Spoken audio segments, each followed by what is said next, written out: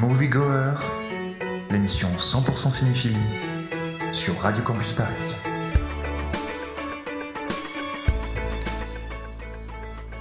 Salut à toutes et à tous et bienvenue dans Moviegoer, l'émission 100% cinéphilie, votre mensuel d'actualité cinéma avec toute une fine équipe de chroniqueurs où vous propose de décortiquer le cinéma et plus encore en le connectant avec les autres arts. Quelques recommandations pour votre agenda culturel et surtout une bonne dose de savoir pour cette deuxième émission qui poursuit la rentrée ciné et série.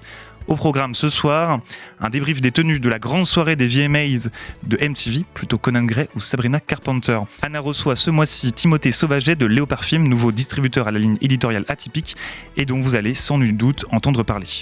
Joachim sera en mode jazz avec la bande originale du nouveau film de Johan Grimond-Prez, Soundtrack to Coup d'État. Nell vous parlera après le festival de Toronto d'une de ses belles découvertes, Éruption, de Pete House avec Charlie XCX tourné au moment de la sortie de l'album Bratz. Ce mois-ci, toujours plus gore est en pleine anesthésie générale, puisque nous reviendrons sur la première séance du cycle avec la séparation des sœurs siamoises, une vue scientifique quelque peu problématique et les yeux sans visage de Franju, classique de l'horreur française, avant d'écouter notre invitée d'un soir, Lucille Hadji-Alilovic, qui vient de réaliser La Tour de Glace, actuellement en salle, pour nous parler de son rapport à l'horreur. Le voyage continuera avec Paul, qui nous évoquera le nouveau film de Richard Linklater, présenté à Cannes, Nouvelle Vague, avant de suivre enfin Esther, qui initiera sa séquence vraisemblant autour du documentaire, en parlant d'un récent récompensé d'une Palme d'Or, Sean Baker, et son Take Out. Sachez qu'à la fin, vous saurez tout sur le ciné, mais d'abord, Paul, aujourd'hui, c'est le moment des actus ciné. It's Channel 4 News at 6 o'clock. Prêt, Paul ? Prêt, Dorian. Alors 3, 2, 1, action. Première news de ce mois d'octobre, Tom Holland a été légèrement blessé sur le tournage de Spider-Man Brand New Day, entraînant une courte interruption du tournage, mais la sortie du film reste prévue pour le 29 juillet 2026. On était à ça d'éviter un nouveau film de merde. Après l'échec cuisant au box-office de Furiosa, l'avenir de Mad Max au cinéma semble compromis et le projet The Wasteland, initialement prévu pour le grand écran, se dirigera désormais vers les plateformes de streaming avec l'implication probable de George Miller et plus incertaine de Tom Hardy. David Reeder, représentant de la succession d'Orson Welles, a exprimé dans Variety la désapprobation de celle-ci quant à l'usage de l'IA pour recréer les 43 minutes perdues de la splendeur de Humberson, projet annoncé par Fable Studios sans consultation préalable. La succession Welles précise qu'elle n'est pas opposée à l'IA et travaille à l'établissement d'une licence commerciale pour un modèle de la voix d'Orson Welles. Comme quoi, il y a une bonne et une mauvaise IA apparemment. En France, Canal+ a annoncé l'ouverture des négociations avec UGC pour entrer au capital de la société dans la perspective d'une prise de contrôle en 2028. Profitez donc du pass UGC, bientôt il faudra payer 34,90€ pour un tarif étudiant pour aller voir Bac Nord 5 en 4DX entre deux punaises de lit. Le 20 mai 2026, Star Wars fera son retour au cinéma avec The Mandalorian and Grogu, suite sur grand écran de la série, révélant notamment dans la bande-annonce un personnage interprété par Sigourney Weaver. Une news importante pour les 6 personnes qui continuent de regarder cette saga culte. Retour en France après un passage à Locarno, le prochain film d'Abdelatif Keshish Mektoub My Love Kantodwe sortira enfin chez Pathé le 3 décembre 2025. Profitez-en, car entre l'état de santé de Keshish et ses comportements sur tournage, on n'est pas prêt de voir la suite. Au micro de Letterboxd, Margot Robbie pense que Babylone sera vu comme un excellent film d'ici 20 ans. Et d'ici 20 ans, il y aura également des voitures volantes, des colonies sur Mars et un président communiste aux USA. Quentin Tarantino a confié son script Cliff's Booth, suite de Once Upon a Time in Hollywood, à David Fincher, plutôt que de le réaliser lui-même, souhaitant que son dernier film explore un territoire inédit. Il déclare « Je pense que David Fincher et moi sommes les 2 meilleurs réalisateurs en activité. » D'accord Quentin, tes médicaments sont derrière à côté des pétitions pro-Israël. Hit 2 préquel du classique policier de 1995 de Michael Mann sera vraisemblablement lancé avec Leonardo DiCaprio dans un des rôles principaux. Après des inquiétudes quant au budget, plus de $200 millions tout de même, Warner Bros serait désormais favorable et Apple pourrait cofinancer le projet. À savoir que c'est la 15e fois qu'on nous annonce la mise en chantier du film, donc à prendre avec des pincettes. Mais Paul, tu m'avais pas parlé d'une grosse news ? Et si, le meilleur pour la fin, Yvan Le Bolloc et Bruno Solo reprennent du service pour M6 en coproduction Calt et YouMedia pour un projet spécial provisoirement intitulé Caméra Café, t'en veux encore ? À suivre, donc. On attend ton Olympia, Paul, figure montante des infos ciné cocasses et d'une drôlerie à la Roland McDan. Tu nous parlais d'M6, comment ne pas parler de MTV ? Ça n'a rien à voir, mais Alia, aujourd'hui, voulait revenir sur un événement TV. On va totalement casser le principe d'une émission ciné. Tu nous parles aujourd'hui des tenues des stars des VMA. Give me a fucking Blonix. These guys weren't just after money anymore. Strike the pose. They were after fashion. Hello tout le monde, bienvenue pour un numéro de The Vamps Wear Fashion, votre séquence qui décrypte la mode et le cinéma. Aujourd'hui, on parle mode, entertainment et émissions iconiques, les VMAs, le moment le plus important de la pop culture à la fin de l'été. La cérémonie de MTV a eu lieu le 8 septembre dernier, et pour ceux et celles qui ne la connaissent pas, elle récompense la musique et les clips qui ont marqué la pop culture. Et cette année, comme tous les ans, elle a encore une fois marqué le monde de la pop culture grâce à ses prix et ses performances plus impressionnantes les unes que les autres. Big up à Ariana Grande qui a gagné le prix le plus important, vidéo de l'année. Bravo ma star, oublie pas d'ajouter une date à Paris s'il te plaît. D'ailleurs, Britney est apparue à travers la performance de Sabrina Carpenter qui lui a fait un gros clin d'œil et qui a marqué politiquement la scène des VMAs avec des messages politiques importants pour le monde actuel et surtout aux États-Unis. Pour les décrypter, je vais demander aux chroniqueurs autour de la table si pour eux les looks sont iconiques du tapis rouge, sont un top ou un flop. Tout d'abord, nous avons Doja Cat en balmain. Top ou flop? Flop, des flops. Flop, c'est pas possible. J'entends. Non mais là, c'est pas possible. C'est mercredi, on dirait. Un petit top, perso. Ouais, bien sûr. Sympa. Très bien. Et un petit flop aussi pour moi. J'entends. Ensuite, il y a Conan Gray en Eric Charlotte. Top ou flop? Oui, c'est un top. Par contre, le problème, c'est peut-être que la personne va se casser la gueule à un moment, mais on va accepter. C'est un professionnel. Oui. Oh. Un Anna. top aussi. Un top. Ouais. Un top à fond, très Ouais. Jean-Paul Gaultier, j'adore. Oui. Ah, je peux que valider. Je suis d'accord. Puis nous avons Sabrina Carpenter en Valentino. Top ou flop? C'est Sabrina Carpenter ou Sabrina Trump? Non, c'est Carpenter, pardon. non, mais Donc, c'est oui. Sydney Sweeney dont tu Pardon, parles, ma vie. ah oui, c'est vrai, pardon. Donc flop. Ah d'accord. ok, Pardon, modèle. excusez-moi, je peux pas. Un top, personnellement, mais bon. Oui, bon, écoutez, Un vous top acceptez aussi, tout. elle est sublime. Ah, Vous êtes bravo. hérétique. Il y a eu aussi Tyla en Chanel. Top ou flop? Flop. Non, mais j'aime bien, ça fait très David Guetta, petite boîte de nuit gay, quoi, fin des années 2000, je sais pas. Le Gibus finalement. Oui, le Gibus, ouais. Je suis mitigée. J'entends. Top flop. Ok. Et enfin, on a FKA Twigs en matière fécale. Top ou flop? Énorme top. Petit top. Oh bah écoutez, top. très bien. Rien que Très pour le bien, nom non, de la ça me marque, va. flop. Et pour- Top. Top. C'est Ok, fou, trop bien. C'est osé. Pour finir, je vous donne mon top 5. En dernier, je mettrai Conan Gray pour son imitation Kemp de Popeye. Puis en quatrième, Tyla, notre fée préférée.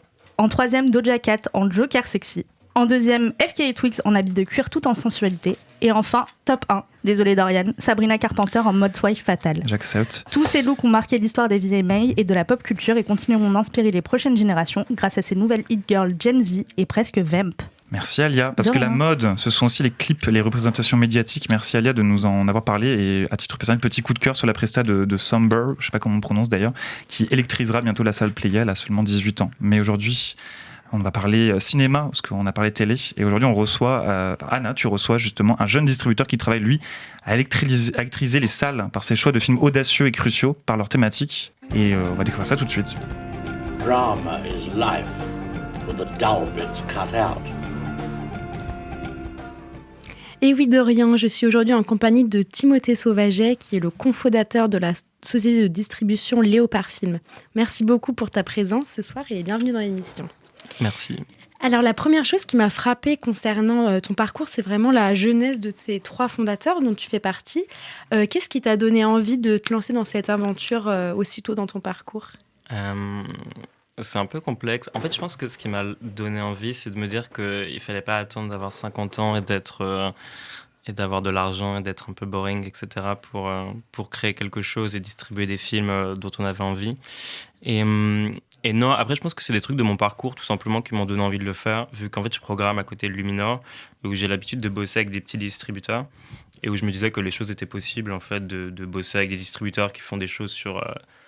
qui distribuent des films sur peu de copies, des films intéressants. Et avant, j'avais fait des missions d'acquisition pour les films du Losange aussi, mais sur lequel, où, pour le coup, on cherchait en fait des films qui étaient un peu plus gros, d'auteurs qui étaient plus reconnus, etc.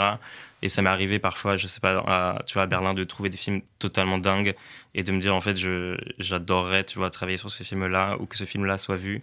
Et au final, ils sont jamais sortis en France. Et je pense que c'est un peu l'alliance de ces deux trucs-là qui m'ont fait me dire que je voulais créer ma boîte en fait. Ok, trop intéressant. Et du coup, en tant que jeune dans un secteur assez codifié, est-ce que tu as parfois ressenti des difficultés de légitimité ou des barrières particulières ? Ouais, non, carrément, forcément. Mais depuis le début, où j'ai commencé à travailler, moins maintenant, parce qu'au final, après, on crée une espèce d'avatar un peu de nous-mêmes, où du coup, on est obligé de créer une personnalité de nous qui est pas nécessairement différentes, mais en tout cas un peu plus assumées ou plus différentes. Et c'est même une espèce de duplicité, même en étant une personne queer, tu vois, de duplicité d'être très jeune. Enfin, là maintenant j'ai 27 ans, mais avant, quand j'ai commencé, j'avais 22 ans, et du coup d'être à Cannes avec des gens qui avaient le triple de mon âge, tu vois, c'était un peu weird. Et du coup de devoir performer un truc, tu vois, de devoir performer, je sais pas, d'être soit genre un singe savant, ou alors de faire croire qu'on est beaucoup plus assumé que l'on est, ou ouais, de performer. C'est un peu le sentiment que j'en ai eu. Ok. Bon, voilà. Toute une stratégie. Et du coup, concernant ta ligne éditoriale, donc tu as choisi de distribuer 3 films aux thématiques très différentes. Donc on peut retrouver en salle Voyage au bord de la guerre, c'est un documentaire sur les à-côtés de la guerre en Ukraine. Et là, tu t'apprêtes à distribuer prochainement un film dystopique, ainsi qu'un documentaire sur Charlie XCX. Est-ce que c'est une manière d'affirmer ton ouverture, ou plutôt voilà, c'est une façon de tester plusieurs directions avant de définir une identité plus claire ? Moi, je trouve au contraire que ma ligne, elle est claire, presque, en fait, parce que finalement, je trouve que l'identité un peu commune de tous ces films, c'est des films un peu à côté. Tu vois, par exemple, Voyage au bord de la guerre, c'est un documentaire d'un réalisateur de comédie. C'est le premier documentaire qu'il fait sur la guerre en Ukraine, et donc il y a un truc un peu décalé, tu vois, là-dessus. C'est hors de sa carrière habituelle, donc c'est aussi, je pense, qui nous a permis, nous, en tant que nouvelle société, peut-être d'avoir accès à ce type de film qui serait un peu insensé en commençant. Après, Room Temperature, c'est une affaire qui a été réalisée par Dennis Cooper et Zach Farley. C'est une affaire un peu différente. Dennis Cooper, qui est un écrivain à la base américain, ils ont fait déjà 2 films, mais c'est pareil, lui, il a écrit plus d'une 20aine de romans, il est poète, etc. Donc c'est aussi quelque chose à côté de sa carrière principale. Et Charlie XCX, c'est pas une artiste de cinéma, quoi, de base. Donc, du coup, c'est aussi quelque chose un peu d'à côté, entre guillemets. Donc, c'est peut-être la ligne commune de tous ces films, en tout cas. Ok. Et du coup, si tu devais définir l'ADN de Léopard Film en une phrase, ce serait quoi ? Chic et stylé. Très assumé, c'est très bien. Et du coup, comment trouves-tu l'équilibre entre tes coups de cœur perso et les contraintes économiques de la distribution ? Bah pour le coup, c'est vraiment dans les 3 films que tu as parlé, en fait, c'est un peu la réponse finalement. Où Voyage au bord de la guerre, c'était quand même un film assez... Enfin, c'est un documentaire d'un réalisateur qui est quand même assez connu, mais enfin, je me suis rendu compte assez rapidement, finalement, c'est assez paradoxal, mais que la guerre en Ukraine, en fait, assez paradoxalement, les gens s'en branlent un peu, en fait, finalement. Et donc, j'étais assez surpris. Après, à côté, Room Temperature, c'est un film qui est aussi assez confidentiel, qui est extrêmement auteur, enfin qui est un putain de chef-d'œuvre, hein, mais qui est quand même assez difficile et qui est quand même un public, si tu veux, enfin on pourra pas toucher un public extrêmement large avec le film de fait, parce que c'est en termes de mise en scène c'est très dur. Et Charlie XCX justement c'est un film beaucoup plus populaire, et c'est une manière un peu de trouver un sens économiquement et de faire en sorte que la structure fonctionne en ayant un film un peu plus populaire à côté de coups de cœur artistiques plus tranchés. Ok. Trop intéressant. Eh bien, merci à tous les deux. On vous retrouve tout à l'heure pour la deuxième partie de cette interview. Et en attendant, première pause musicale de la soirée. Et pour rester dans le thème des VMA, qu'on appelle également la vitesse maximale aérobie, un petit cours de PS, j'ai choisi de me tourner vers la catégorie du meilleur artiste émergent. On parle émergent aux yeux de MTV, hein, donc on n'est pas dans le petit label indé, la chanteuse qui galère à remplir des salles. Mais bon, pas grave, parce qu'on va écouter Lola Young, donc la talentueuse chanteuse punk, hip-hop et tout ce que vous voulez. Originaire du sud de Londres, elle était nominée, mais pas gagnante, avec son tube Messi, que l'on écoute. You know I'm impatient, so why would you leave me waiting outside the station when it was like -4 degrees and I get what you're saying. I just really don't want to hear it right now. Can you shut up for like once in your life?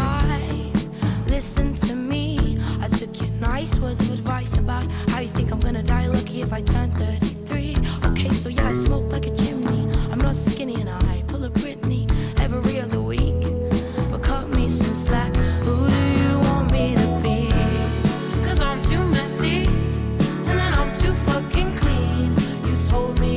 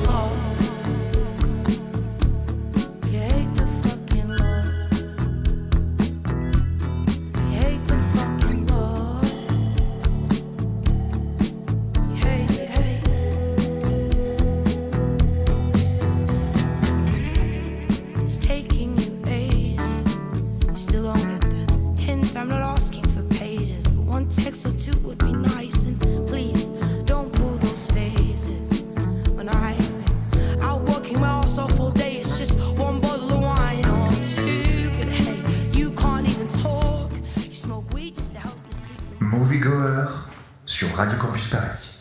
Le mois dernier, Nel vous a évoqué l'arrivée en trompe de Charlie XX dans le cinéma avec près de 10 projets. Parmi eux, Erupcja de Pete House, un film polonais présenté au dernier festival de Toronto.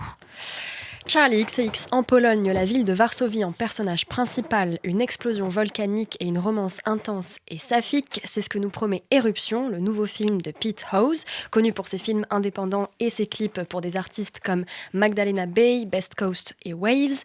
J'ai eu la chance de découvrir le film en avant-première et je vous en parle tout de suite. It's Charlie, baby.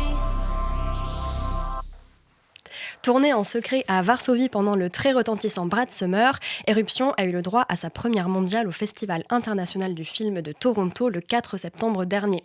Le film suit une fleuriste polonaise interprétée par Lena Gora et s'intéresse à sa relation avec une touriste britannique incarnée par l'icône Charlie XCX. Cette dernière a d'ailleurs participé à l'écriture et à la production du film. Dans une interview accordée à Filmmaker Magazine, Charlie s'est confiée sur son enthousiasme à propos du projet. Je cite « J'ai été conquise dès le départ et je me suis dit que ça avait l'air d'un projet vraiment amusant et original. J'ai toujours aimé aborder mes projets créatifs de manière unique et c'était vraiment le cas ici. » Mais Nel, que vaut vraiment le film de Pete House ? Personnellement, j'ai beaucoup aimé. Un volcan en éruption sur un aplat chromatique rouge passion introduit le film. Le ton est donné, les relations entre les personnages vont être explosives. Toutefois, la musique est douce et suave et accompagne à merveille les plans sur la ville de Varsovie, terrain de jeu romantique et ésotérique. Alors que Bethany, très justement interprétée par Charlie XCX, vient tout juste d'atterrir au cœur de la capitale polonaise aux côtés de son conjoint, elle croise déjà le chemin de Nel, une jeune fleuriste désabusée. On comprend rapidement que les deux femmes se connaissent depuis leur adolescence et qu'elles semblent liées par un phénomène étrange. Chacune de leurs rencontres est marquée par une éruption volcanique. Au cours de son séjour, Bethany délaisse de plus en plus son conjoint, qui espérait pourtant la demander en mariage, et s'enfonce avec Nel au cœur des rues pluvieuses et sombres de Varsovie. Les deux femmes s'abandonnent à leur passion en dépit du mal qu'elles dispersent autour d'elles. Pete House signe un film vibrant, exaltant et mélancolique. La ville de Varsovie est à la fois personnage et opérateur, armée d'une caméra Apple fixée sur les doutes et les obsessions des personnages. Les néons et flashs colorés des boîtes de nuit contrastent avec la grisaille et l'angoisse des lendemains de soirée. Finalement, le film résonne parfaitement avec les vers de Lord Byron, récités à plusieurs reprises par les personnages. Les hommes oublient leur passion dans la crainte et la désolation. Éruption parle de fuite et de notre incapacité à assumer nos responsabilités. Le hasard devient une excuse, une porte de sortie et justifie nos actions, notre lâcheté, en nourrissant nos peurs. Toutefois, Pete House montre une grande empathie envers ses personnages, il ne les condamne jamais et leur offre même un exutoire. En effet, puisque le hasard est un prétexte, il peut être détourné et manipulé afin de devenir le moteur de nos actions. C'est un film qui m'a particulièrement touchée et que j'ai trouvé très beau. J'espère que je vous aurai convaincu d'aller le découvrir en salle lors de sa sortie courant 2026. Merci Nel, merci infiniment aussi d'être venus si nombreux à ce premier numéro du premier cycle de Toujours Plus Gore. Malgré les soucis de transport, il faut le dire, quelle belle séance qui annonce une année des plus exceptionnelles dans le voyage tortueux du gore et de l'intime. C'était donc l'événement des ciné-clubs parisiens, Toujours Plus Gore, le début d'un voyage de 9 mois dans les tréfonds du gore. C'était presque une mise en bouche sadique tant la programmation va monter en crescendo. Nous avons très hâte de vous faire découvrir de jolies pépites et raretés à nos spectateurs et spectatrices Toujours Plus Gore dans un espace safe avec pédagogie et fun tout de même. Jeudi 18 septembre, c'était donc une séance anesthésie générale avec la présentation du controversé La séparation des sœurs siamoises du docteur Eugène Doyen qui montre donc une vraie opération médicale en quelques minutes. Problématique par son sujet, l'éthique à questionner de Doyen et ses sœurs siamoises utilisées à des fins attractionnelles. Classique ensuite, Les yeux sans visage réalisé par Georges Franju qui, avec sa seule scène gore en noir et blanc, montre une opération du visage au scalpel presque onirique. Pour en parler, Lucille Hadzi-Aliovic, récente réalisatrice de La Tour de Glace avec Marion Cotillard.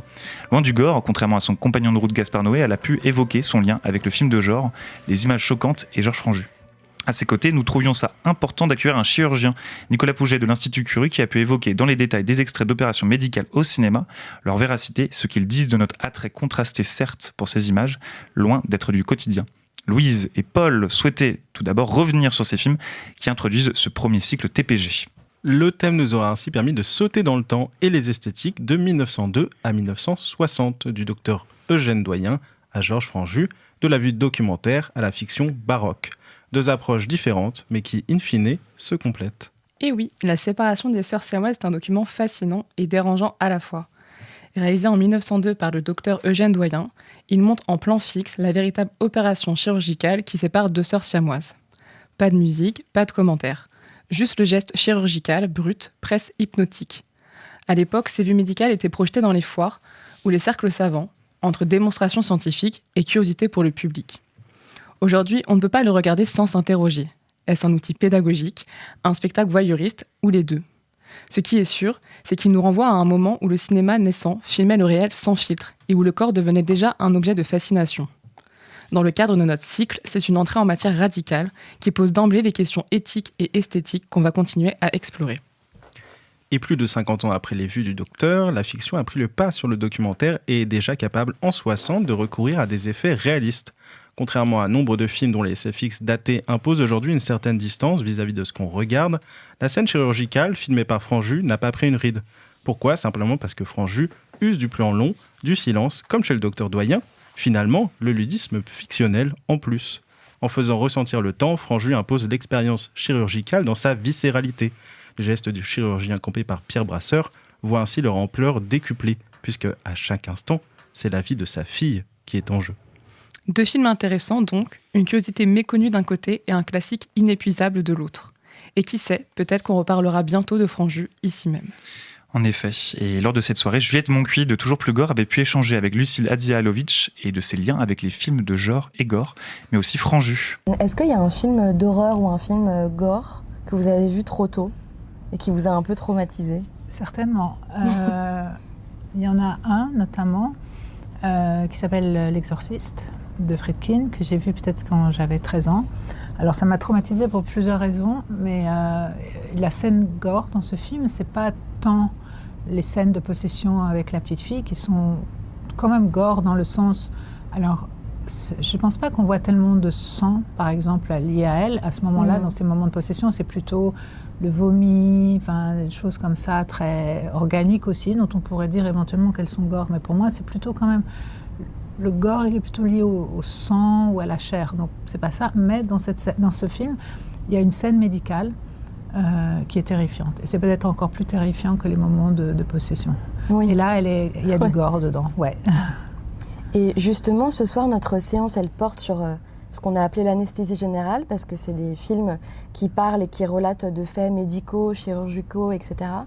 Je pense là au court-métrage de la séparation des sœurs siamoises qui a été donc réalisé en 1902, oui. Dans un cadre, apparemment une intention pédagogique. Qu'est-ce que vous en pensez, plus de 123 ans après, de ce film-là et de filmer des actes chirurgicaux ? Est-ce que filmer un acte chirurgical, c'est du cinéma ? Alors, je ne vais pas parler particulièrement de ce film-là, parce que je ne l'ai pas encore vu, en fait. J'ai vu parfois d'autres documents médicaux filmés pour des raisons pédagogiques, notamment, je pense, pour le corps médical, pour les étudiants en médecine, etc. Notamment, une fois, j'ai vu un document, c'était une opération du cerveau. Et en fait, on ouvrait la boîte crânienne de quelqu'un qui, en plus, n'était pas endormi complètement parce qu'on a besoin de tester ses réflexes. Donc, il était assis dans un fauteuil médical et on lui parlait parce qu'on avait besoin de tester et on lui ouvrait sa boîte crânienne. Donc, ça, c'était quelque chose. Alors, pourquoi ça ne serait pas dans l'absolu du cinéma de filmer un acte chirurgical ? Je ne vois pas pourquoi. En fait, là, ce que vous dites, là, vous me parlez de choses qui relèvent du documentaire, on va dire, ou de documents. C'est-à-dire que ce n'est pas de la fiction, ce ne sont pas des acteurs, ou ce ne sont pas des gens... On ne fait pas semblant de simuler une opération ou de mettre en scène une opération, on la filme réellement. Et lors de cette première, nous avons donc présenté le seul court-métrage encore existant du docteur Eugène Doyen datant de 1902, La séparation des sœurs siamoises. Mais si vous n'avez pas vu ce film, il est questionnable par bien des aspects.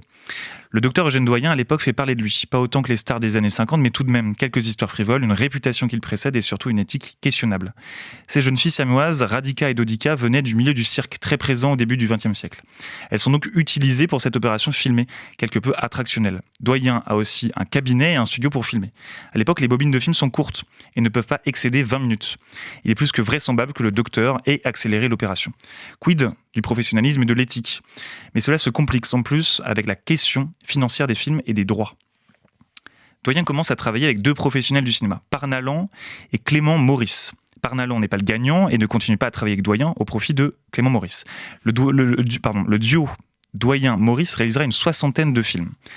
Toutefois, Parnalon avait gardé des copies des négatifs du film et des films qu'ils ont réalisés ensemble qui sont utilisés dans des contextes forains, dont la séparation des sœurs siamoises. On y revient. Comment ce vol d'images a pu passer inaperçu, avec même des copies retrouvées chez les frères Pathé. Un procès est intenté et tout cela nuit évidemment à la réputation de Doyen. Mais il gagne le procès et éditera même la décision de la Cour de justice en l'envoyant au milieu médical et à sa clientèle. Pour parler ensuite avec Gaumont pour récupérer les droits de ses films, mais cela échoue et tend les relations avec Clément Maurice sur la question des droits d'auteur, ce dernier trouvant mieux de garder les droits pour eux. C'est la société Eclipse qui récupère les droits pour quelques 20 000 francs. Clément Maurice l'avait dissuadé, bien sûr. Sans grand étonnement, bien des images des films sont détériorées et certaines dispositions financières ne sont pas respectées par Eclipse. Doyen a pourtant du matériel adéquat, mais les détenteurs ne réagissent pas et la Première Guerre mondiale pointe le bout de son nez. Doyen meurt en 1916. Auguste Hulin, proche de Doyen à la fin de sa vie, reprend les rênes et paye à Eclipse tous les impayés. Hulin contacte Clément Maurice concernant les copies récupérées et lui demande un inventaire. Maurice répond qu'il a été récupéré par Eclipse, comme les négatifs. Le catalogue est finalement cédé à Gaumont, mais 47 films ne sont que très peu exploités et pas du tout restaurés. Léon Gaumont, en 1926, répond à Jacques Doyen, héritier de la famille du chirurgien, en lui disant que la société peut lui redonner les films, si une autre société les met davantage en avant et les restaure. Mais tout cela en échange de frais à rembourser. Merci à Thierry Lefebvre et Jean Doyen qui ont travaillé sur les archives privées du chirurgien. Se pose finalement la question des droits de ces images. En faut-il vraiment pour un tel sujet ? Et pour la prochaine séance de Toujours Plus Gore, on vous donne rendez-vous le 30 octobre au Luminor pour une soirée 100% gluant au Luminor Hôtel de Ville. Au programme, Chou, le tout récent court-métrage de Félix Daubert et Le Blob de Chuck Russell, grand classique de 1988. Une double séance qui promet de belles montées d'adrénaline et quelques frissons bien gluants pour une soirée d'Halloween aux multiples surprises. Moviegoer sur Radio Campus Paris. Et quel rapport entre Louis Armstrong, Dizzy Gillespie, Nina Simone et le Congo des années 60 ? La réponse est dans Soundtrack to a Coup d'État, un magnifique et riche documentaire qui retrace un aspect peu connu de la déjà complexe histoire du Congo.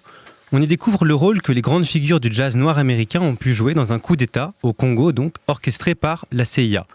Une histoire que je vais tenter de vous résumer ce soir au travers de 3 musiques.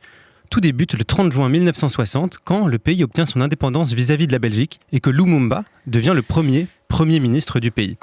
Alors pour fêter ça, Grand Calais et l'African Jazz, star de la rumba congolaise, chantent Indépendance Cha-Cha. Indépendance Cha-Cha, Tozumiye, Otipwaza Cha-Cha, Tubakidi, Otableron Cha-Cha, Baganyeo, Onipanda Cha-Cha, Tozumiye, Indépendance Cha-Cha, Tozumiye, Otipwaza Cha-Cha, Tubakidi, Otableron Cha-Cha, Baganyeo, Onipanda Cha-Cha, Tozumiye, Asoreko na bako, Bayokani motomoko, Nakonaka na cartel, Balingani na front commun, Bolikando Kazavubu,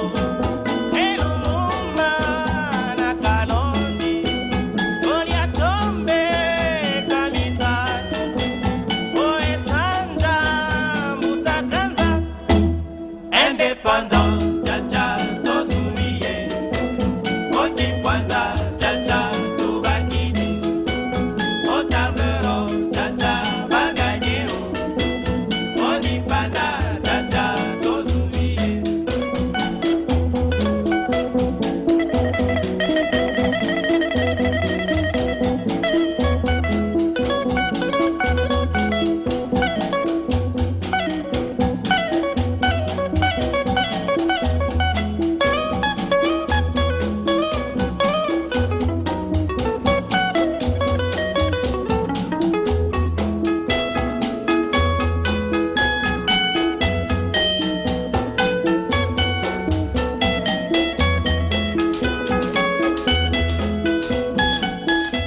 Chihiro et le stoïcisme, ok. Aujourd'hui, notre Paul Lanus international voulait revenir sur la notion de révolte qui revêt plusieurs définitions, d'autant plus en marge des mouvements de blocage et manifestations de septembre.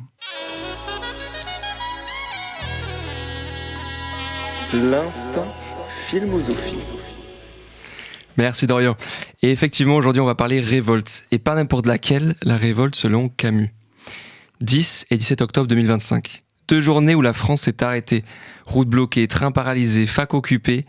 Pas de grand chef, pas de parti derrière, mais juste le peuple qui dit non.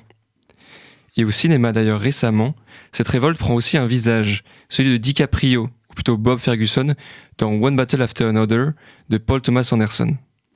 Bob, c'est un ancien révolutionnaire des French 75, un groupe fictif qui combattait le capitalisme, la répression migratoire ainsi que l'autoritarisme d'État, et qui pensait avoir quitté la lutte, mais quand sa fille disparaît et que ses amis refont surface, il n'a pas le choix que de reprendre son activité. Alors dit comme ça, on dirait un réchauffé de Tekken, mais foncez voir ce film, c'est sûrement le meilleur film de l'année, et l'un des meilleurs films de Paul Thomas Anderson. Mais revenons juste à nos questions centrales. Qu'est-ce que ça veut dire se révolter ? Pour Camus, ça part de l'absurde. L'absurde, c'est ce décalage entre ce qu'on attend de la vie, du sens, une explication ou une finalité, et le silence du monde qui ne répond pas. C'est ce vertige de se dire « pourquoi je vis ? Pourquoi je me lève le matin ?» et de ne rien entendre. Alors que faire devant ce silence ? Selon Camus, il y a 3 voies. Fuir, c'est-à-dire se suicider, ou alors se réfugier dans une illusion, donc croire à un dogme, une religion ou une idéologie qui nous promet des promesses toutes faites, ou bien se révolter. Et la révolte chez Camus, ce n'est pas tout casser, c'est un acte lucide. Regarder l'absurde en face et dire malgré tout, je vis. C'est un refus de l'injustice, un non qui devient en même temps un oui à la vie et à la dignité humaine. Par exemple, regardez Tyler Durden dans Fight Club. Il commence d'abord par dire non à la société de consommation, mais très vite, sa révolte bascule. Elle devient violence, domination, destruction. Et il trahit ainsi l'esprit même de la révolte camusienne, qui, elle, doit rester fidèle à la vie. A l'inverse, regardez le professeur Keating, dans le cercle des poètes disparus. Lui aussi, il dit non. Non à une école rigide, une autorité qui écrase les esprits.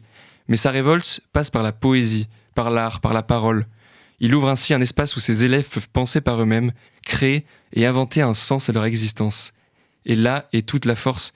Keating ne nie pas l'absurde de la vie, mais il choisit d'y répondre par la beauté, par la créativité et la liberté intérieure. Il ne détruit rien, il construit. Et c'est exactement ce que Camus appelait la révolte authentique. Une révolte qui refuse le désespoir mais qui reste fidèle à la vie. Alors la révolte, elle peut être politique comme Bob Ferguson, elle peut se perdre dans la violence comme Tyler Durden, ou bien s'accomplir pleinement, comme Keating, dans la création et la transmission. Car au fond, c'est ça vivre selon la révolte de Camus. Ne pas attendre de réponses toutes faites. Regarder l'absurde en face et malgré tout, se lever. Agir, créer, écrire, chanter, peindre, aimer, faire de l'art une manière de dire oui à la vie, même quand elle ne nous donne aucun sens. Parce que la vraie révolte, ce n'est pas seulement dire non, c'est inventer chaque jour une façon de dire oui.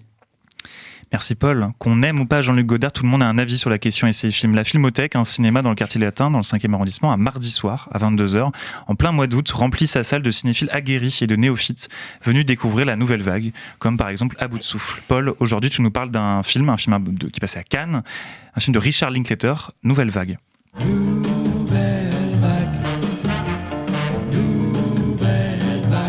La révolution cinématographique de Jean-Luc Godard a duré 60 ans. Tels sont les mots qui concluent Nouvelle Vague, le nouveau long métrage de Richard Linklater, qui tente de retracer le tournage d'À bout de souffle, premier film de Godard.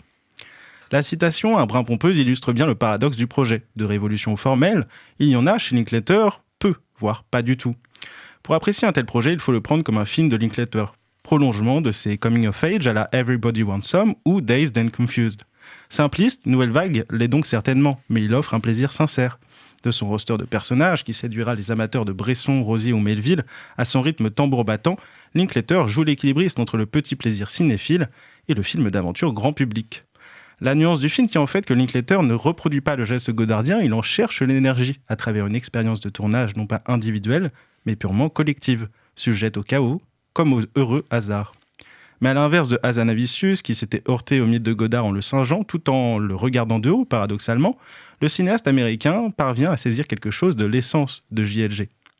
Godard, très bien campé par Guillaume Marbeck, incarne un vertige que le cinéaste américain tend vers le comique. À chacune de ses tirades, gestes ou directives, le personnage est constamment sur un fil, entre génie et fabulation totale. La grande intelligence de Nouvelle Vague sera alors de montrer que derrière les hasards du tournage d'À bout de souffle se cachait un vrai regard, celui d'un grand cinéaste, pour ne pas dire le plus grand. Merci Paul. Nouvelle Vague est donc en salle. Foncez-y si vous êtes amateur d'histoire du cinéma et donc de Godard. Le mois dernier, Louise faisait le bilan de l'été et à quel point nous remettons les classiques au goût du jour en cette période estivale qui vient donc de se terminer. Et aujourd'hui, place à la question de l'adaptation cinématographique, Camus et Ozon. Au XVIIe siècle, c'était qui l'auteur le plus âgé ?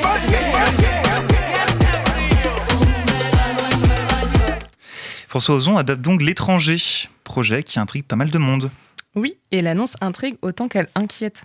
Comment transposer à l'écran un livre qui doit autant à son intrigue qu'à sa langue ? Car L'Étranger n'est pas seulement l'histoire d'un meurtre et d'un procès. C'est un texte écrit dans ce que Barthes appelle une écriture blanche, une langue neutre, presque clinique, qui refuse l'emphase. Et cette neutralité n'est pas un simple style, elle porte tout le sens du livre. C'est l'incarnation de la philosophie de l'absurde. Mais alors, qu'est-ce qu'un film peut en faire ? Peut-il, par sa propre logique, nous faire ressentir le même rapport au monde ? Peut-il produire non pas seulement une illustration, mais une pensée équivalente ? C'est tout l'enjeu de l'adaptation, passer d'un système de signes à un autre. La littérature agit par le choix des mots, le tempo de la phrase, la disposition des silences. Le cinéma, lui, a d'autres outils. Le cadre, le montage, le hors-champ, qui obéissent à une logique différente. L'adaptation devrait donc être avant tout l'invention d'un système d'équivalence et non la simple mise en image d'une œuvre littéraire. Or, bien souvent, on se contente d'en retenir le squelette narratif, l'enchaînement des faits, la chronologie des scènes. Mais un roman comme L'Étranger n'existe pas seulement par ce qu'il s'y passe, il existe par la manière dont c'est dit, l'économie de la phrase, la neutralité du regard, l'absence de pathos. Réduire l'œuvre à son résumé, c'est perdre la dimension la plus essentielle, celle qui transforme une histoire en expérience. C'est valable pour toute une génération d'écrivains, non ? Exactement, cette résistance n'est pas propre à Camus. C'est toute la littérature du XXe siècle qui s'y prête mal. Les écrivains ont fait du roman un laboratoire, fragmentation du récit, brouillage des voix, effacement du narrateur. Marguerite Duras en est sans doute l'exemple le plus extrême. Ces textes sont faits de blanc et de silence, ce sont des partitions plus que des intrigues. Et il n'est pas anodin que les films les plus fidèles à ses livres soient ceux qu'elle a réalisés elle-même, comme si seule la romancière pouvait traduire en images sa propre grammaire. Cela ne veut pas dire qu'il faille renoncer à l'adaptation, mais il faut accepter qu'elle soit une réécriture, une forme de trahison créative, qu'elle cherche moins à tout conserver qu'à recréer un effet. C'est exactement ce que réussit Le Ravissement d'Iris Kaltenbach, sorti en 2023. Le film ne raconte pas l'histoire du ravissement de Lollwestein, ce roman de Duras où une jeune femme voit son fiancé lui échapper et s'enfonce dans une errance intérieure. Mais il en reprend quelque chose d'essentiel. Le vertige, la perte de soi, l'obsession pour la vie de l'autre. Ici, l'héroïne est une sage-femme qui, fascinée par l'existence de son ami, en vient à se l'approprier. Et si on sait que le film dialogue avec Duras, c'est pour deux raisons. D'abord son titre, bien sûr, qui ne peut être qu'un clin d'œil, et puis une phrase glissée par la réalisatrice dans une interview, sans en faire un argument de promotion. C'est une filiation directe, presque souterraine, mais qui saute aux yeux quand on connaît un peu l'univers de Duras. Ce qui est passionnant, c'est que le film retrouve cette impression de glissement identitaire, de porosité entre soi et le monde, sans chercher à illustrer le roman. C'est une adaptation par l'atmosphère plutôt que par le récit, la preuve qu'on peut être fidèle en étant infidèle. Adapter, c'est donc accepter un risque, celui de perdre quelque chose pour peut-être retrouver autre chose. Et c'est précisément pour ça que l'adaptation d'Ozon intrigue autant. Réussira-t-il, avec L'Étranger, à nous faire ressentir ce que Camus nous a fait éprouver par ses mots ? En début septembre, on a eu le cœur en peine après qu'une institutrice se soit donné la mort. Axel, aujourd'hui, voulait nous parler des représentations lesbiennes au cinéma qui manquent tant. Et c'est contre nature. Et oui, c'est Let's Be Queer. Hello Dorian, es-tu prêt à écouter un peu de propagande LGBT+ au cinéma ? Eh ben vas-y, encore une fois. J'en peux plus. C'est contre nature. Merci. Écoute, mais avant de démarrer mon lavage de cerveau d'hétérosexuel mensuel, je voulais savoir comment s'était passée ta rentrée. Un peu fatigué, mais une superbe émission avec de superbes chroniqueurs. Que demander de plus ? Tu as tout à fait raison, je suis ravi pour toi. La mienne, figure-toi, elle aurait pu être parfaite si, hélas, un terrible événement, comme tu l'as mentionné, n'était pas venu me remettre les pieds sur terre brutalement. Et oui, lundi 1er septembre, jour de la rentrée, Caroline Grosjean, institutrice, s'est donné la mort. Pourquoi ? Parce que c'est une sœur à moi, une lesbienne, menacée, harcelée pour le simple fait d'aimer. Et oui, encore et toujours cet horrible remake de l'histoire sans fin. Alors aujourd'hui, je veux rendre hommage à mes sœurs lesbiennes, car le cinéma queer, c'est avant tout un cinéma d'amour et sur l'amour. Mais il faut admettre que moi et mes amis gays, on occupe sacrément l'espace, parfois un peu trop. Et c'est bien dommage, car des histoires passionnées et passionnantes entre deux femmes, il y en a énormément, et Dieu sait à quel point elles sont belles. La toute première à avoir pointé le bout de son nez est bien évidemment Olivia de Jacqueline Audry, sortie en 1951, grand cinéaste trop vite oublié, avalé par la nouvelle vague quelques années plus tard. Construit sous forme de huis clos, on y suit donc Olivia, fraîchement 16 ans, qui fait sa rentrée dans un riche pensionnat mené par 2 mains de maître, ou devrais-je dire 2 maîtresses, Clara la chaleureuse mais capricieuse, et mademoiselle Julie autoritaire mais brillante, dont Olivia va se passionner. Une passion nettement amoureuse. Bref, une sacrée prouesse sociale pour l'époque. Puis me vient à l'esprit, de façon presque instantanée, Thelma et Louise de Ridley Scott, sorti en 1991 avec Suzanne Charandon et Jenna Davis. Ce road trip de 2 copines à travers les États-Unis nous transporte dans une quête de liberté enivrante où l'impossible n'existe pas. Je pense également à Carol, réalisé par Todd Haynes, sorti en 2015 avec Cate Blanchett et Rooney Mara, qui campent 2 inconnus au mode de vie bien distinct dans le New York des années 50. Une véritable ode à la douceur et à la pudeur. Enfin, comment ne pas mentionner La Favorite de Yorgos Lanthimos, sorti en 2018, et son trio exceptionnel que fut Olivia Colman, Emma Stone et Rachel Weisz. Car oui, tout comme nous, les lesbiennes existent depuis la nuit des temps, sont ancrées dans l'histoire et adorent les plans à 3. Et la liste pourrait continuer indéfiniment tant les chefs-d'œuvre sont courants dans cette thématique. Portrait de la jeune fille en feu, La vie d'Adèle, Black Swan, Mademoiselle, Benedetta et j'en passe. 2025 n'est pas en rab avec le nouveau film d'Afsia Herzi, intitulé La Petite Dernière, qui sortira le 22 octobre prochain. Le film a reçu la Queer Palm et le prix d'interprétation féminine pour la performance bluffante de Nadia Militi lors du dernier festival de Cannes. L'histoire nous plonge dans la vie de Fatima, la petite dernière d'une famille d'immigrés algériens de la banlieue parisienne. Fatima a des allures de garçon manqué, mais elle ne connaît rien de l'amour, ni même du sexe. L'innocence pure en quelque sorte. Puis un jour, le lycée c'est fini et elle doit démarrer ses études de philosophie à la fac. Elle quitte alors son microcosme et se retrouve confrontée à un monde rempli de possibilités. Elle découvre alors son homosexualité et ses projets de vie sont perturbés. Entre sa foi, sa famille et s'assumer, Fatima doit apprendre à tracer sa propre vie. La Petite Dernière, c'est un film qui vous touche en plein cœur, une quête introspective, un hymne à l'émancipation. Vous l'aurez compris, il existe 1001 façons de raconter et de vivre l'amour lesbien, mais qu'importe le récit, tous sont symboles d'espoir, de révolte, de courage et d'acceptation. Bref, lesbiennes, je vous aime.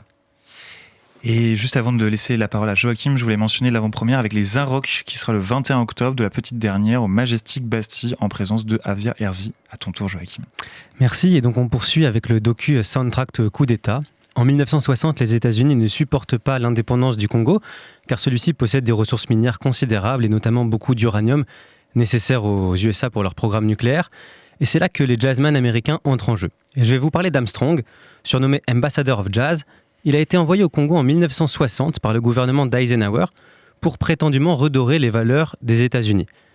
En réalité, sa tournée au Congo est un cheval de Troie, permettant à des agents de la CIA d'infiltrer certaines instances politiques et de préparer la chute du Premier ministre démocratiquement élu. Celui-ci sera assassiné 2 mois plus tard. Durant son concert, Armstrong chantait notamment Mac the Knife. Dig, man, there goes Mac the Knife.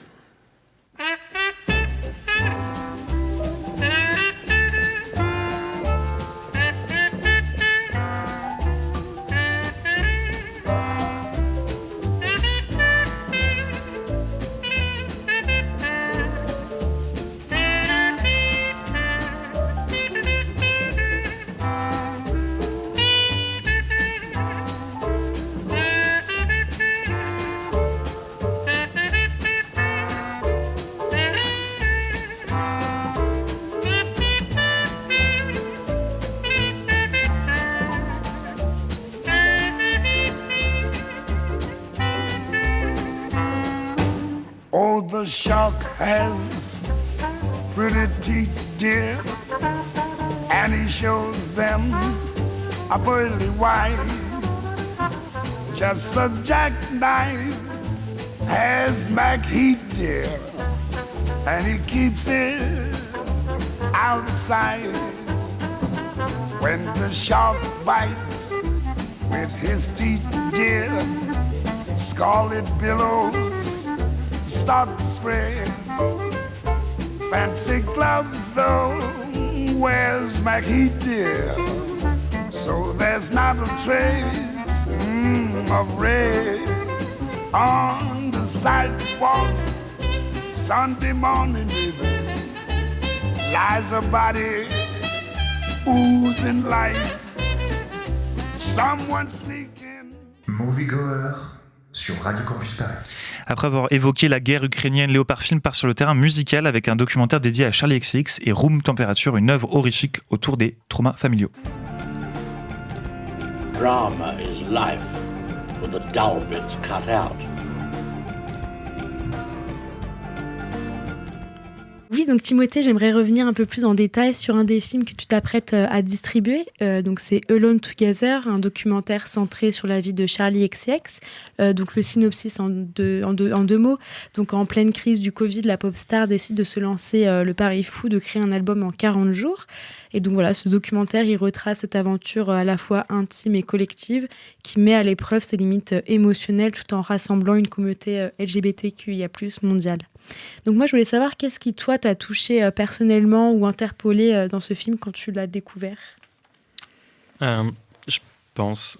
Ah, c'est étrange, je m'entends parler, c'est normal ? Ok, pardon. Je pense au tout départ, ce qui m'a particulièrement touché, c'est que c'est un truc qu'on peut ressentir tous. Enfin, il y a un truc un peu de solitude dans le film, enfin de grosse solitude qu'on peut ressentir pendant cette période-là. Et la manière dont on trouve quelque chose. Enfin, je te faisais des blagues avant sur le fait de... Il y a plein de gens qui ont fait du pain, tu vois, pendant le Covid. Mmh.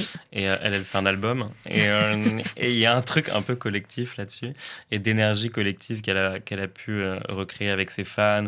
La manière dont elle fait ses réunions Zoom avec tous ses fans, même eux, ce qu'ils expriment.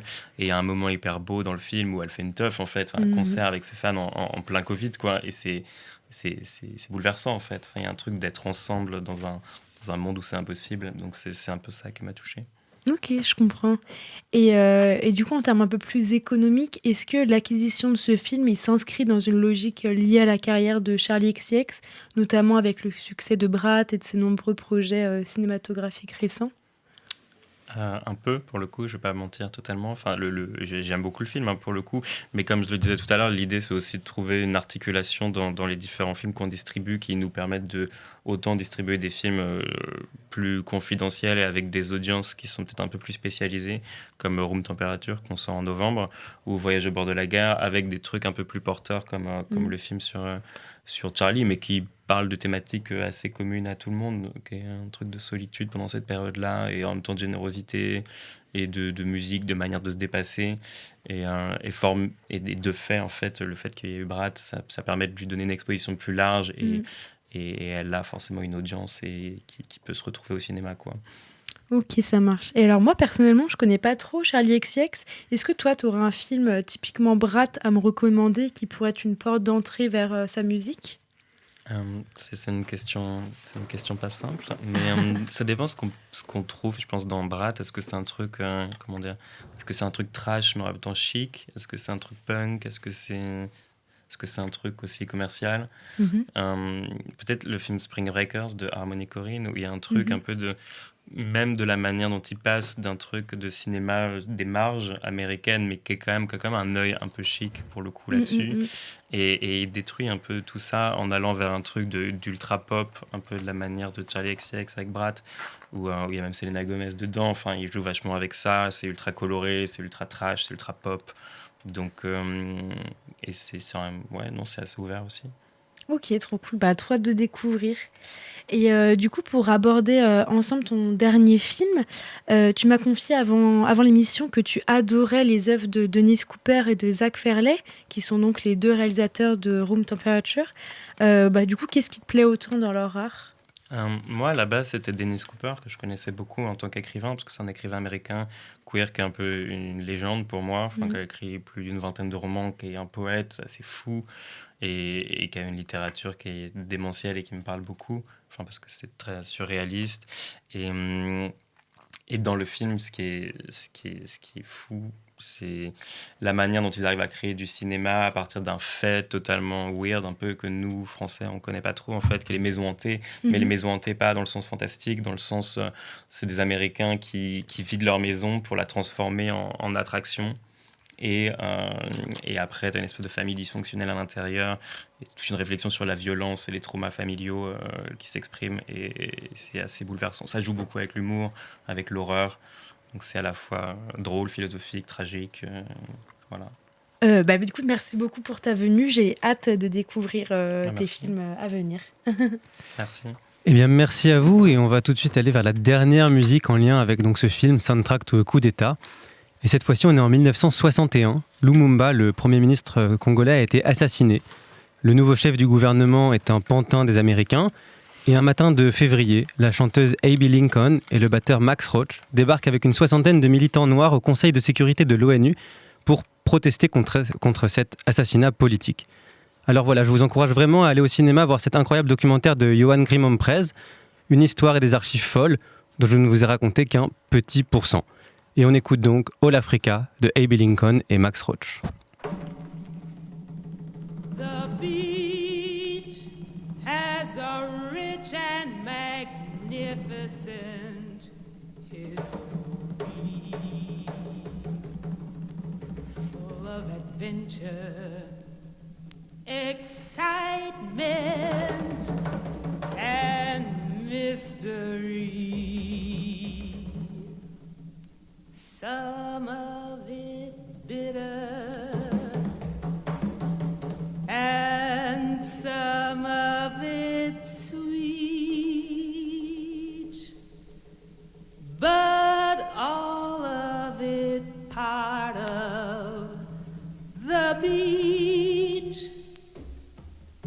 the beach, the beach.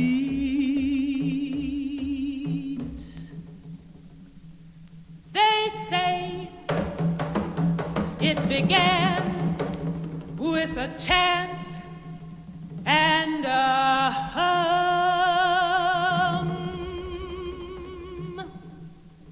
and a black hand laid on a native drum.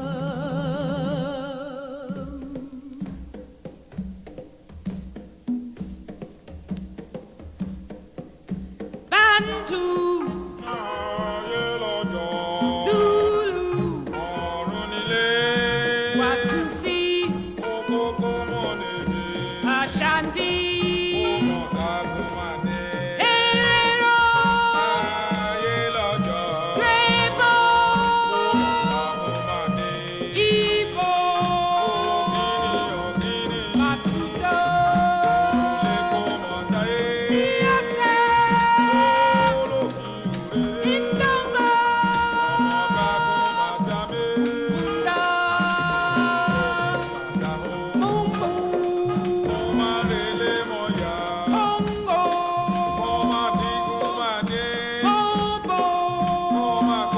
Bobo, Kikiu,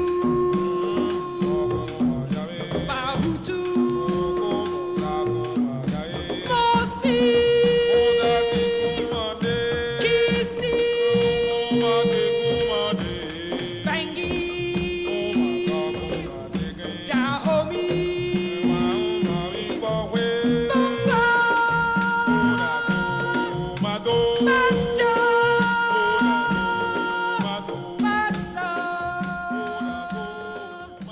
Vous aussi, vous avez eu cette impression en regardant certains films d'y voir un peu trop de réalité ou de voir une forme de fictionnalisation dans un documentaire. C'est l'objet de la séquence d'Esther aujourd'hui, Take Out de Sean Baker, palmé à Cannes pour Anora. Le cinéma doit partir du vrai et arriver au vrai.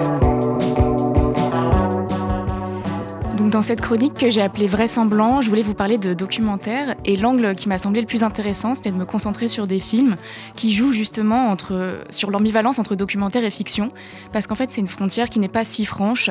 L'universitaire Ian Kilburn appelle cela l'impossible fidélité au réel. Donc les films dont je parle jouent sur la capacité créatrice de cette fine ligne entre la fiction et la non-fiction. Je reste en un sens proche de l'actualité aujourd'hui avec la sortie récente de Left-Handed Girl de Chi Ching-soo, parce que je vais parler d'un film qu'elle a co-réalisé en 2004 avec Sean Baker et qui s'appelle Take Out.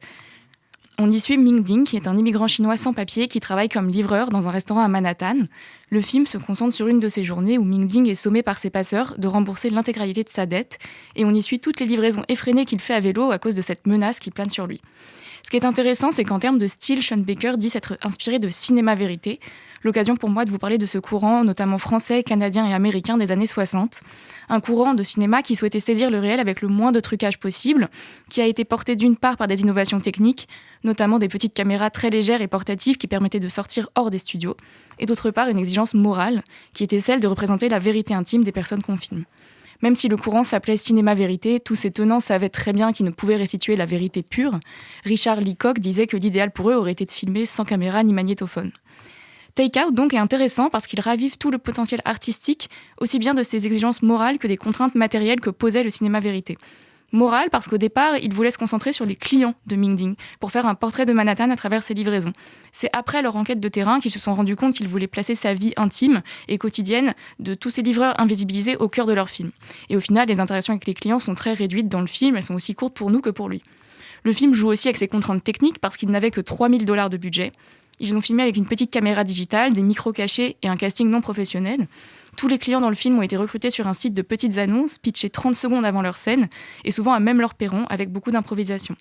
Comme ils n'ont pas eu les moyens de privatiser le restaurant dans lequel ils ont tourné, ils ont filmé en temps réel pendant les heures d'ouverture. Ce qui est intéressant parce qu'en un sens, ça a déjoué la distorsion que produit parfois la présence de la caméra pour les personnes filmées dans les documentaires. La patronne du restaurant, qui y tient son propre rôle, explique qu'elle était tellement concentrée sur son travail qu'elle a oublié la caméra. Et comme les films de cinéma vérité, Take Out, c'est un film de montage, à cause de contraintes très explicites. Il fallait couper tous les visages des travailleurs clandestins pour ne pas qu'ils apparaissent à l'écran. Donc voilà, je voulais commencer avec ce film parce qu'il compose très intelligemment avec l'infidèle fidélité au réel des films documentaires. Il fait penser aussi à l'histoire de Suleiman, de par son sujet, mais ce que je trouvais intéressant, c'était de voir comment les deux films jouent chacun avec la vérité. Dans l'histoire de Suleiman, c'est Abou Sangaré, l'acteur, et son corps qui sont tirés du réel, entre guillemets, alors que dans Take Out, c'est toute la micro-société qui s'organise autour d'un personnage de fiction qui est réel. Et en tout cas, ce sont deux films, chacun sur un travailleur clandestin à 20 ans d'écart, qui nous montrent que la situation ne s'est globalement pas améliorée pour ces travailleurs. Merci Esther, merci à tous et toutes de nous avoir écoutés pour ce premier épisode. Merci Philippe Fischer, chargé d'antenne. Merci Joachim Tayem, notre réalisateur et DJ pour cette émission. Merci à notre invité Timothée Sauvager. Et merci à toute l'équipe des chroniqueurs et chroniqueuses Alia Mamdan, Anna Guyot, Esther Vasseur, Paul Lanus, Louise Leclerc, Axel Filograna Decou, Nel Texera et moi-même Paul Pinault, ainsi que notre illustre présentateur Dorian Périgua. En attendant le retour de Moviegoer le mois prochain, n'oubliez pas, l'art ne se vit pas seulement, il s'écoute. Merci Paul, merci à tous.